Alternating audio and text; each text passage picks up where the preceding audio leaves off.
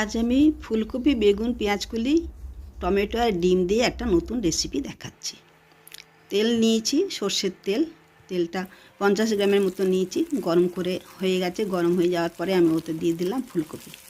পরপর ভাজা করে নিতে হবে। ফুলকপিটা চাপা দিয়ে দিবে, আঁচটা একটু কমিয়ে দিয়ে তারপরে ভাজা করে নিবে। এমনি করে লাল লাল করে ভাজা করে নিতে হবে। ভাজা করে নিয়ে ওটাকে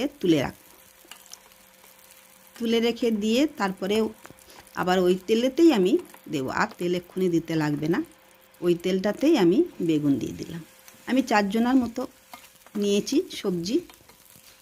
50 গ্রাম তেল, পরিমাণ যেমন লাগবে তেমন করে দেওয়া। কেউ যদি একটু বেশি তেল দিতে চাও দিতে পারো। এটা একদম জল ছাড়া হবে। বেগুনও ভাজা হয়ে গেছে, অল্প আবার একটু তেল দিয়ে দিলাম। তেলটা গরম হয়ে যাবে। গরম হয়ে যাওয়ার পরে আমি দিয়ে দিচ্ছি ফোড়ন নিয়েছি শুকনো লঙ্কা, কাঁচা লঙ্কা, একটু জোয়ান, কালো জিরে আর কয়েকটা গোটা গরম মশলা। এই দিয়ে আমার ফোড়নটা একটু ভাজা ভাজা গন্ধ বের হয়ে যাবে। ভাজা গন্ধ বের হয়ে যাওয়ার পরে আমি দিয়ে দিলাম আদা বাটা। আদা বাটাটারও কাঁচা গন্ধ কেটে যাওয়ার পর আমি দিয়ে দিচ্ছি ওতে পেঁয়াজকলি যে রেখেছি। পেঁয়াজকলিটাকেও একটু হালকা করে ভেজে নিতে হবে।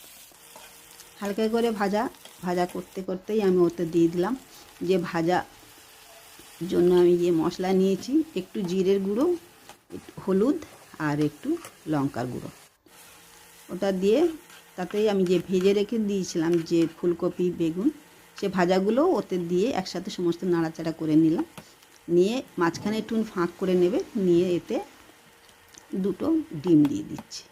বললাম আমি 4 জনের জন্য করছি, সেই জন্য আমি 2টো ডিম দিচ্ছি। এবারে তোমরা যে যেমন পরিমাণে করতে চাও সেই মতো একটু। আর যদি একটু মিষ্টি মিষ্টি খেতে চাও এতে সামান্য একটু চিনি ছড়িয়ে দিতে পারো, টেস্টটা আরও ভালো লাগবে। এই দেখো ঝুরো ঝুরো হয়ে গেল। এবারে আমি টমেটো দিলাম। টমেটো দেওয়ার পরে তার সাথে সাথেই আমি লবণও দিয়ে দিয়েছি।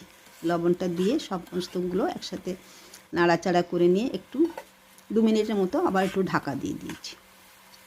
লবণটা পুরো সমস্ত হয়ে গেল, মিক্সড হয়ে গেল। তারপরে আমি দিয়ে দিচ্ছি একটু কাশ্মীরি লঙ্কার গুঁড়ো আর সামান্য মিট মশলা দিয়েছি। মিট মশলা দিলে সুন্দর একটা গন্ধ আসে, কিন্তু টেস্টও খুব ভালো হয়। তোমরাও তৈরি করে দেখো, খুবই ভালো লাগবে। আমার রান্না বেশ রেডি হয়ে গেছে। এটা ভাত দিয়ে, ডাল দিয়ে খাওয়া যায়, বিকালের স্ন্যাক্স হিসাবে ব্যবহার করা যায়। রুটি, পরোটা যে কোনো কিছুতেই তুমি করে খেতে পারো। তোমরাও করো, ভালো লাগলে শেয়ার ও সাবস্ক্রাইব করো।